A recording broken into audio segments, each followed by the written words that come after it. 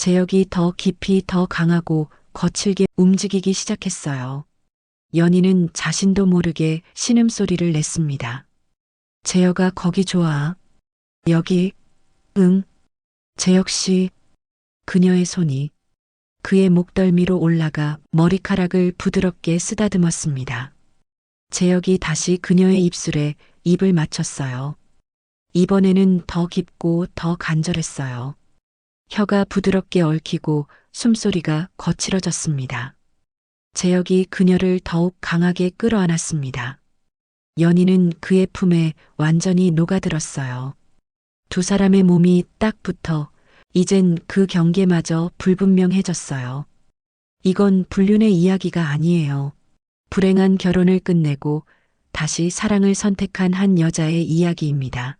이야기 속으로 들어가기 전 구독과 좋아요, 알림 설정 부탁드립니다.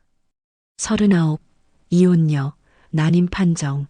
모든 낙인이 찍힌 뒤에야 비로소 찾아온 기적 같은 사랑과 임신.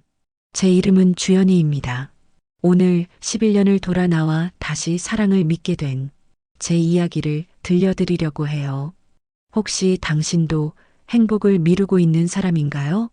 주연이 그녀의 사연 속으로 들어가기 전 구독과 좋아요, 알림 설정 부탁드립니다. 안녕하세요.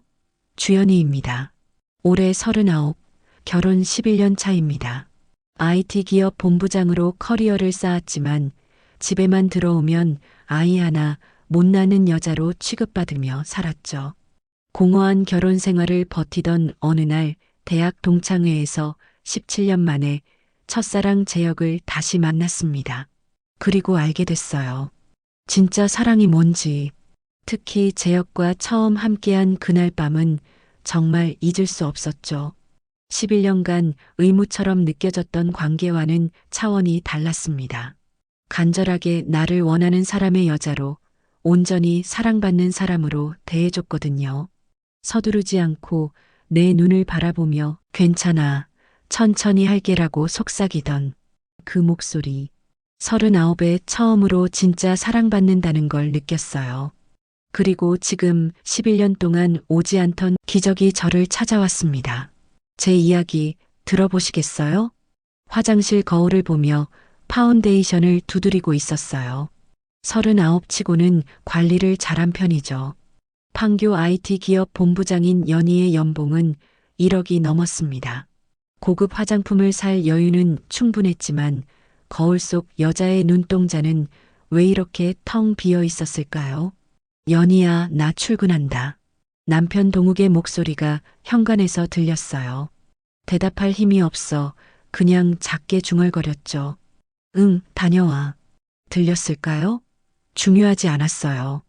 어차피 두 사람 사이에는 보이지 않는 벽이 있었으니까요. 현관문이 닫히는 소리, 그리고 다시 찾아온 고요함. 결혼한 지 11년. 처음 인연은 정말 행복했어요. 사랑했고 함께 미래를 그렸죠. 곧 아기도 생길 거라고 믿었고요. 하지만 3년째부터 분위기가 달라지기 시작했습니다. 아이가 없다는 것.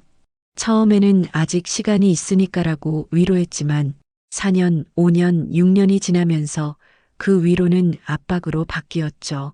시어머니의 전화벨이 울렸어요. 요즘 부쩍 잦아진 통화였어요. 연희야, 한의원은 다녀왔니? 네, 어머니. 그래도 소용없네요. 우리 동욱이가 얼마나 속상해하는지 알아? 이번에 유명한 난임 클리닉 알아봤으니까 거기 가봐. 가슴이 철렁 내려앉았죠. 매번 듣는 말인데도 익숙해지지 않았어요. 회사에서는 팀장들을 이끄는 본부장이었지만 집에서는 대를 잇지 못하는 며느리일 뿐이었습니다. 냉장고를 열어보니 유기농 채소들이 가득했습니다. 돈은 있었으니까요. 하지만 요리할 의욕이 없었습니다. 동욱은 요즘 야근이 잦다고 했어요. 늦게 들어오고 주말에도 팀 회식이 많았죠. 회사로 출근하는 길, 차 안에서 라디오를 틀었습니다. 오늘의 사연은 워킹맘의 육아 고민입니다. 직장과 아이 둘을 키우면서 채널을 돌렸어요. 아이 이야기만 나오면 자동으로 손이 갔죠. 회사에 도착하니 팀장이 보고서를 들고 기다리고 있었습니다. 일에 집중할 때만큼은 이 공허함을 잊을 수 있었죠.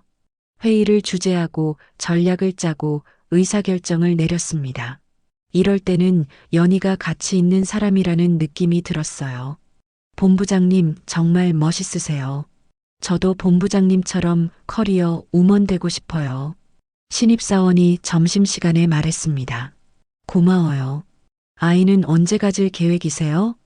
순간 숨이 막혔어요. 회사에서까지 계획 없어요. 아, 커리어 때문에 미루시는구나. 멋있어요. 오해가 차라리 편했죠. 아이를 안 갖는 게 아니라 못 갖는 거라고 11년을 노력해도 안 된다고 그 말을 할 수는 없었습니다.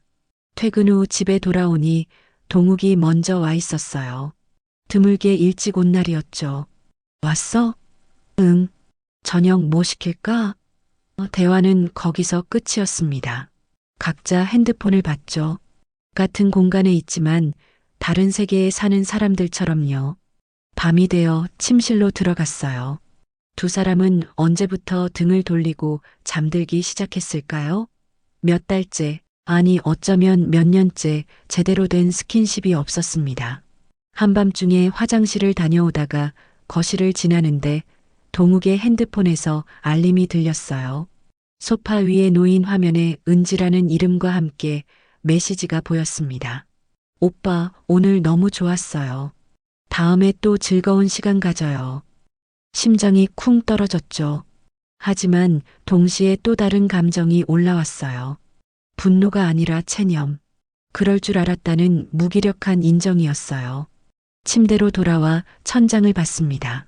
동욱은 여전히 등을 돌리고 자고 있었죠. 11년 전 결혼식 날 행복하게 웃던 모습이 떠올랐습니다. 그때는 이렇게 될 줄 몰랐어요. 나는 왜 사는 걸까요? 회사에서는 성공했습니다. 돈도 많이 벌었고 외제차도 몰았죠. 하지만 집에 오면 연희는 아무것도 아니었습니다. 다음 날 핸드폰이 울렸습니다. 문자 알림이었죠. 모르는 번호였지만 내용을 읽는 순간 심장이 쿵 떨어졌어요. 연희야, 나 기억나? 대학 동기 박소영이야. 우리 졸업 17주년 동창회 한대.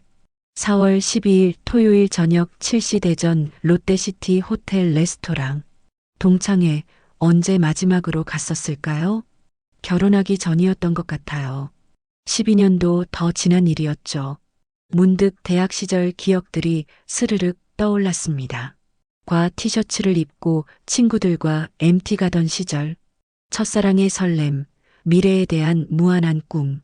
그때의 연희는 얼마나 밝고 당당했던가요? 세상 무엇이든 할 수 있을 것만 같았습니다. 저녁 식사 중에 조심스럽게 말을 꺼냈습니다. 여보, 나 대학 동창회 한다는데. 그래, 언제? 동욱이 무심하게 물었어요. 핸드폰을 보면서요. 이번 달 12일 토요일 저녁.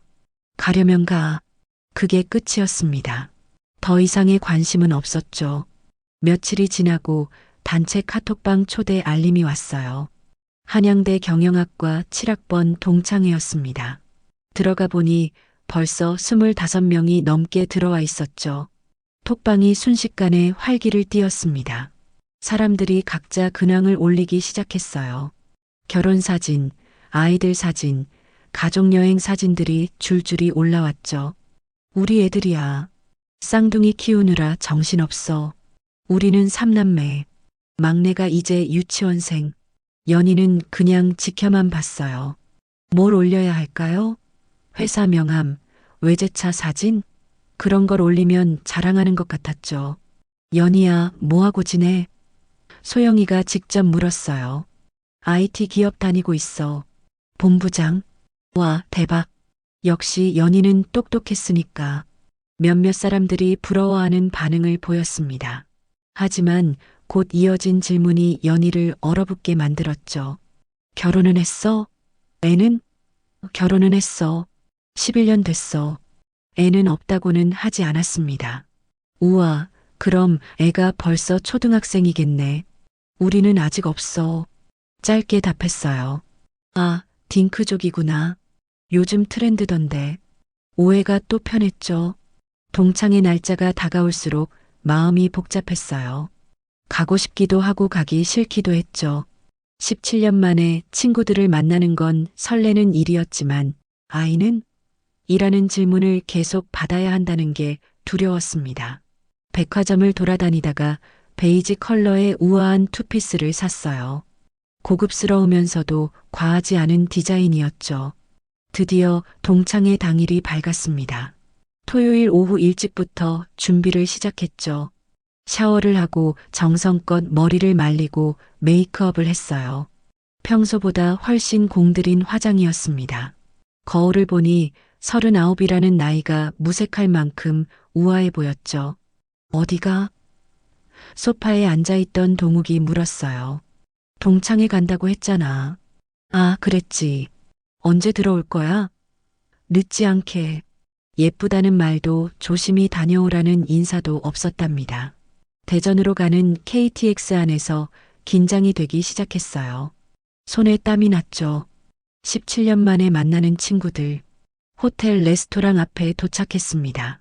심호흡을 하고 문을 열고 들어갔어요. 어머, 주연이야. 소영이가 제일 먼저 달려왔어요. 살이 좀 찐 것 빼고는 여전히 활발한 모습이었죠. 레스토랑 안을 둘러봤어요. 벌써 30명 정도가 와 있었습니다. 다들 세월의 흔적을 안고 있었지만 그래도 반가웠어요.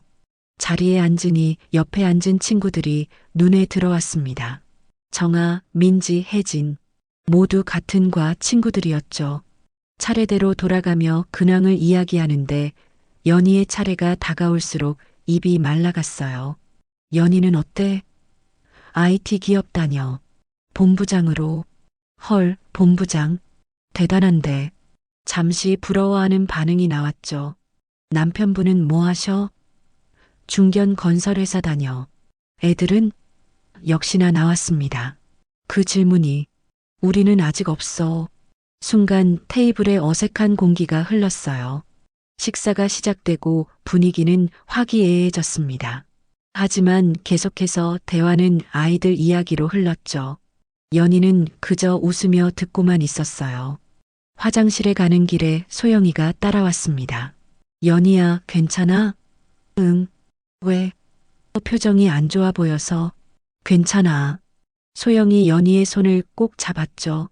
넌 충분히 멋있어. 본부장까지 올라갔잖아. 레스토랑으로 돌아가려는데 문이 열리면서 한 남자가 들어왔어요. 키가 크고 어깨가 넓은 남자. 정장을 말끔하게 차려입었고 자신감 넘치는 걸음걸이였습니다. 연희의 심장이 쿵 하고 멈췄죠. 박재혁? 17년 만에 보는 첫사랑이었어요. 대학 때도 잘생겼지만 지금은 정말 멋있는 남자가 되어 있었습니다. 나이가 들면서 더 성숙해지고 매력적이 된 것 같았죠. 재혁도 연희를 봤어요. 잠시 눈이 마주쳤죠. 그리고 그가 웃었습니다. 17년 전 그 따뜻한 미소 그대로였어요. 연희야. 그가 다가왔어요. 재혁아. 목소리가 떨렸습니다. 완전 오랜만이다. 와, 진짜 안 변했네. 말이 제대로 나오지 않았어요. 주변 사람들이 몰려들었죠. 박재혁이다. 야, 너 완전 멋있어졌다. 뭐하고 지내? 재혁이 웃으며 대답했어요. 교육 컨설팅 회사 운영하고 있어. 사장님이네. 나름 잘 나가고 있어. 결혼은? 누군가 물었어요. 이혼했어. 2년 전에. 순간 분위기가 미묘해졌죠. 아들이 하나 있어. 초등학교 3학년. 아, 아들이랑 같이 사는 거야? 내가 혼자 키우고 있어. 재혁의 시선이 다시 연희에게로 왔어요. 연희는 어떻게 지내? 나는 회사 다니고 있어. 뭐 하는데? IT 기업 본부장. 와, 대단한데. 역시 연희답다. 그의 칭찬에 얼굴이 빨개졌죠. 결혼은? 재혁이 조심스럽게 물었어요. 응, 11년 됐어. 아, 그렇구나. 잠시 재혁의 표정이 어두워졌습니다. 행복하게 잘 살고 있지? 그 질문에 연희는 대답할 수 없었습니다. 저녁 식사가 끝나고 2차가 시작됐어요. 분위기는 더욱 편안해졌고 술도 조금씩 들어갔습니다. 대학 시절 이야기가 쏟아져 나왔죠. 연희도 함께 웃었어요. 오랜만에 느끼는 편안함이었습니다. 밖으로 나가니 시원한 밤바람이 불었어요. 소영이 담배를 꺼내 불을 붙였죠. 근데 말이야. 박재혁이 너 쳐다보던데. 뭐? 모른 척하지 마. 나 다 봤어. 얼굴이 화끈거렸습니다. 아니야. 너 재혁이 좋아했잖아. 나만 알고 있는 거. 맞았어요. 소영에게만 고백했었죠. 다시 안으로 들어가려는데 재혁이 밖으로 나왔어요. 여기 있었네. 소영이 눈짓을 하며 안으로 들어갔습니다. 갑자기 둘만 남았죠. 오랜만이다 정말. 재혁이 먼저 말을 꺼냈습니다. 그러게. 연희야. 응. 행복해? 또 그 질문이었어요. 연희는 대답 대신 쓴웃음을 지었죠. 왜 그렇게 물어? 표정에 다 나와. 대학 때 넌 항상 밝게 웃었는데 오늘은 억지로 웃는 것 같더라. 가슴이 뜨끔했어요. 이 사람은 17년 만에 만났는데도 연희를 꿰뚫어 보고 있었죠. 연희야, 내가 오지랖일지 모르겠지만 힘들면 언제든 연락해. 친구로서 말이야. 친구로서 고마워. 진심이야. 이거 내 명함. 재혁이 명함을 꺼내 건넸습니다. 박재혁 에듀테크 컨설팅 대표. 핸드폰 번호가 적혀 있었죠. 동창회가 끝나고 집으로 돌아가는 KTX 안에서 연희는 재혁의 명함을 계속 쳐다봤어요. 결국 핸드폰에 저장했습니다. 박재혁 마이너스 대학 동기라고. 며칠이 지났습니다. 재혁에게 먼저 연락할 용기는 나지 않았죠. 그러던 어느 날 오후 핸드폰에 문자가 왔어요. 연희야, 나 재혁이야. 이번 주 토요일 시간 있어? 커피 한 잔 어때? 손이 떨렸습니다. 토요일? 오후 괜찮아. 좋아. 이 시에 강남역 근처 카페에서 보자. 토요일이 기다려졌어요. 오랜만에 느끼는 설렘이었죠. 하지만 동시에 죄책감도 밀려왔습니다. 이러는 게 맞는 걸까요? 기혼자가 다른 남자를, 그것도 이혼남을 만나는 게 친구로 만나는 거야. 아무 문제 없어. 스스로를 설득했죠. 토요일 오후 카페에 도착하니 재혁이 먼저 와 있었습니다. 왔어? 응. 늦었어? 아니, 나도 방금. 자리에 마주 앉으니 어색했어요. 요즘 어때? 그냥 그래. 회사 일 힘들지 않아? 힘들지. 근데 일할 땐 괜찮아. 집에 있을 때보다. 연희는 잠시 망설이다가 입을 열었어요. 재혁아, 나 행복하지 않아. 처음으로 누군가에게 솔직하게 털어놨죠. 11년 동안 누구에게도 하지 못했던 말이었습니다. 재혁은 아무 말 없이 연희를 바라봤어요. 재촉하지도 위로하지도 않았죠. 그냥 들어줄 준비가 되어 있다는 표정으로요.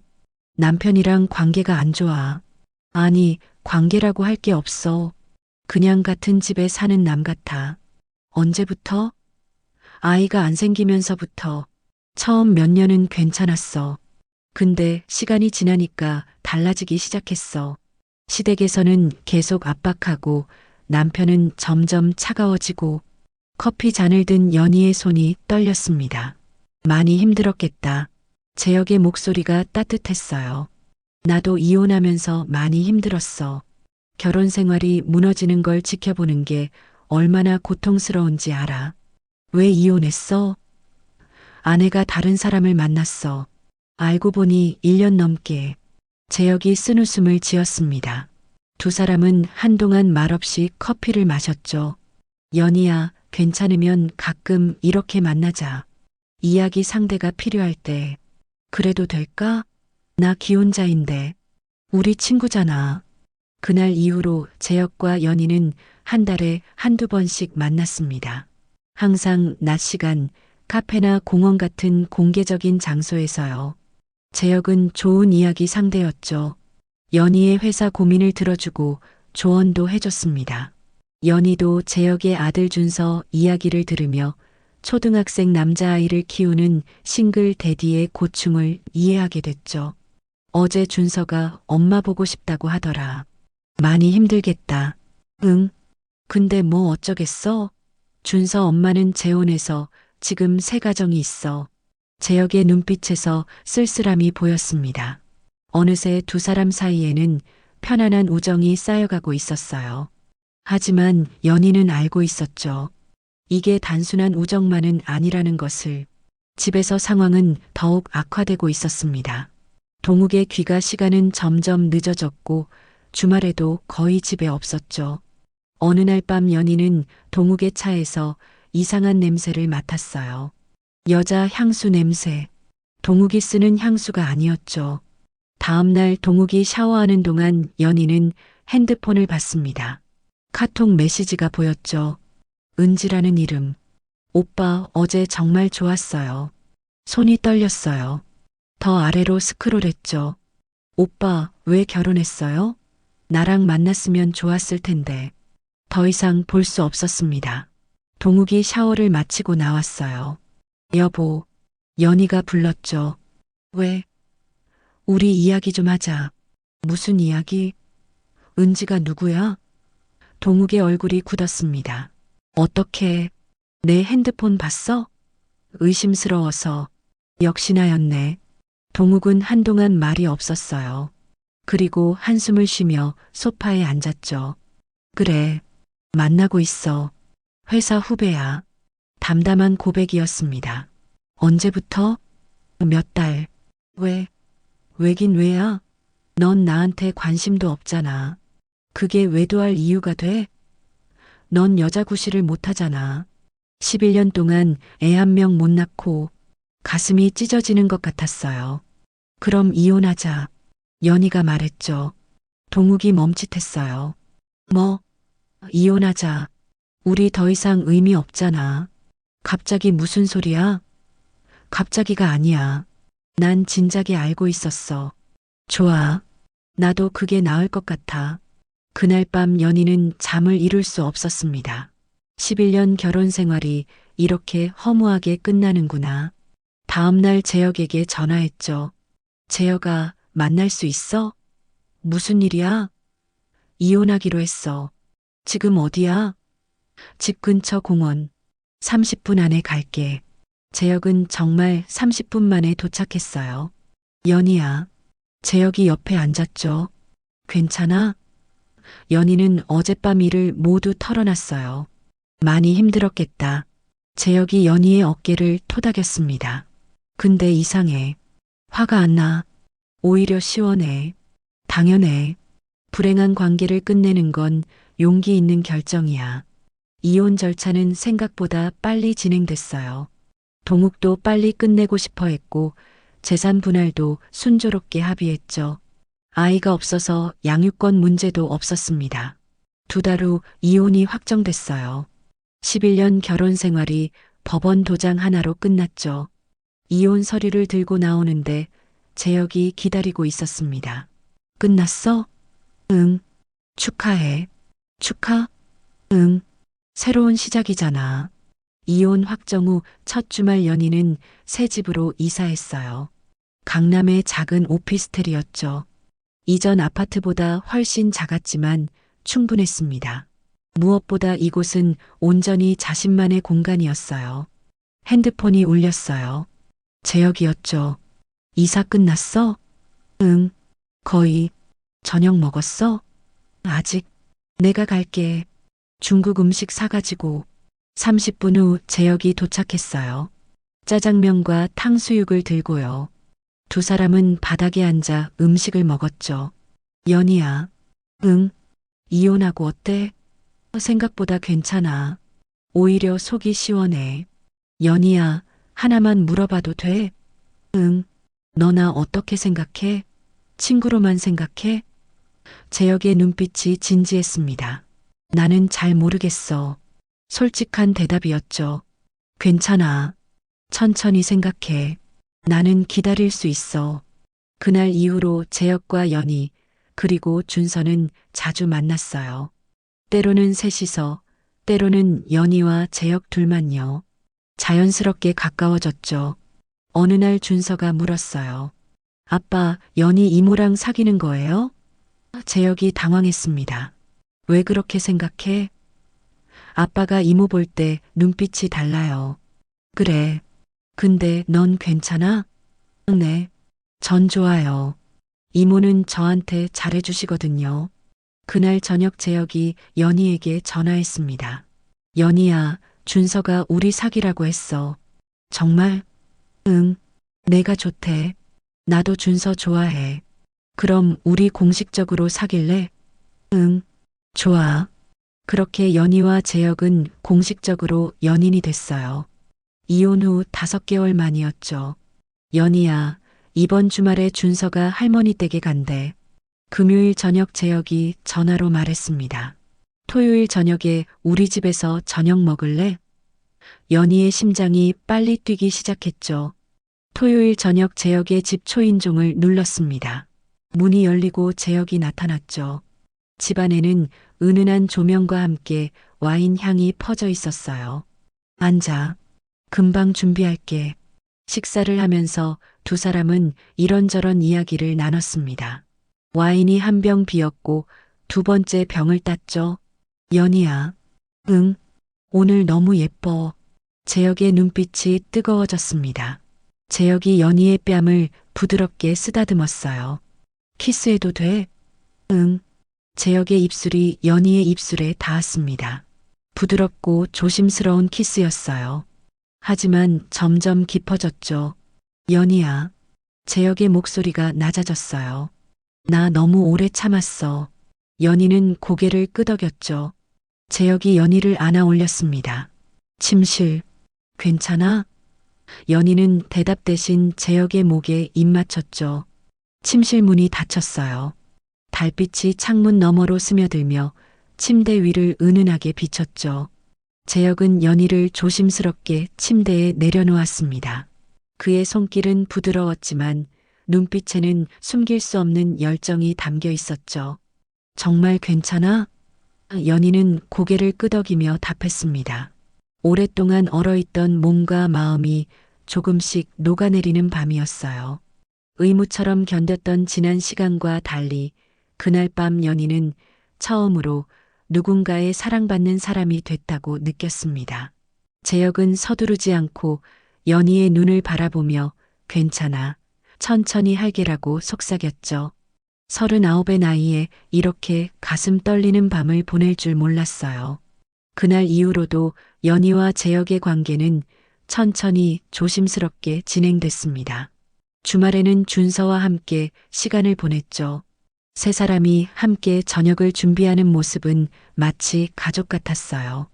어느 날 저녁 준서가 잠든 후 재혁과 단둘이 와인을 마시고 있었죠. 연희야. 응. 나와 결혼해 줄래? 갑작스러운 청혼에 연희는 당황했습니다. 지금 프로포즈 하는 거야? 응, 너무 갑작스러워서. 조금. 미안. 근데 진심이야. 며칠을 고민한 끝에 연희는 결심했어요. 재혁아. 응. 결혼하자. 재혁의 얼굴이 환해졌죠. 결혼 준비는 간소하게 했어요. 양가 부모님과 가까운 친구들만 초대했죠. 예식장에 들어서자 재혁이 앞에서 기다리고 있었습니다. 버진 로드를 걸으면서 연희는 생각했습니다. 11년 전 첫 결혼식 때와는 다른 기분이었죠. 그때는 막연한 기대였다면 지금은 확신이었어요. 신혼여행은 제주도로 갔습니다. 제주도에서의 일주일은 정말 행복했죠. 신혼여행에서 돌아와 세 사람의 생활이 시작됐어요. 일상은 평범했지만 행복했습니다. 재혼한 지 5개월이 지났어요. 모든 게 순조로웠죠. 그런데 어느 날부터 연희의 몸에 이상이 생겼습니다. 연희야, 괜찮아? 재혁이 걱정스럽게 물었어요. 응, 그냥 좀 속이 안 좋아. 하지만 증상은 계속됐습니다. 아침마다 구토가 났고 평소에 좋아하던 커피 냄새가 역겹게 느껴졌죠. 며칠이 지나도 증상이 나아지지 않자 재혁이 강권했어요. 연희야, 진짜 병원 가보자. 다음 날 연희는 병원에 갔습니다. 어디가 불편하세요? 구토가 계속 나고 피곤하고요. 생리는 규칙적이세요? 네. 아, 그런데 이번 달에 안 했네요. 의사가 의미심장한 표정을 지었죠. 혹시 임신 가능성은 없으세요? 저는 임신이 안 돼요. 11년 동안 시도했는데 한 번도 안 됐어요. 검사를 했어요. 결과를 기다리는 시간이 하루처럼 느껴졌죠. 진료실로 다시 들어갔습니다. 의사가 미소를 지으며 말했습니다. 축하드립니다. 임신하셨어요. 네. 저요? 네. 임신 7주입니다. 그럴 리가. 이전에 명확한 불임 원인이 없었다면 스트레스가 큰 요인일 수 있어요. 환경이 바뀌거나 심리적으로 안정되면 임신이 되는 경우가 있습니다. 연희의 눈에서 눈물이 흘러내렸어요. 정말 제가 임신한 거예요? 네. 축하드려요. 재혁에게 전화를 걸었죠. 여보, 병원 끝났어? 재혁아, 왜? 어디 많이 아파? 임신했어. 전화 너머로 침묵이 흘렀습니다. 뭐라고? 임신? 7주래. 우리 아기. 재혁의 숨소리가 거칠어졌죠. 지금 어디야? 내가 지금 갈게. 30분 후 재혁이 도착했어요. 정말이야? 응. 재혁의 눈에서 눈물이 흘러내렸습니다. 두 사람은 복도에서 한참을 안고 울었어요. 집으로 돌아가는 차 안에서 재혁이 계속 웃었습니다. 아직도 믿기지가 않아. 집에 도착하니 준서가 있었죠. 준서야. 네. 너 동생 생기는 거 어때? 준서의 눈이 커졌어요. 정말이요? 응. 이모가 임신했어. 와. 준서가 연희에게 달려와 안겼습니다. 그날 밤 연희는 생각했습니다. 11년을 기다렸지만 오지 않던 기적이 선택할 용기를 낸 순간 찾아왔다고. 불행한 결혼을 끝내는 것이 두려웠지만 그 용기가 새로운 행복을 가져다 줬죠. 행복은 참고 기다리는 게 아니라 선택하는 것이었어요. 창밖을 보니 달이 밝았습니다. 옆에서 재혁이 자고 있었죠. 연희는 자신의 배를 쓰다듬었어요. 모든 것이 제자리를 찾았습니다. 늦었지만 결국 찾아온 행복 포기하지 않았기에 만난 기적. 이혼이 끝이 아니었습니다. 다시 사랑할 용기를 낸 순간 삶은 새롭게 시작됐죠. 여러분은 어떤 사랑을 하고 계신가요? 머뭇거리고 있다면 오늘만큼은 마음의 문을 열어보세요. 용기 있는 선택이 결국 우리를 구합니다. 지금까지 인생살이었습니다. 고맙습니다.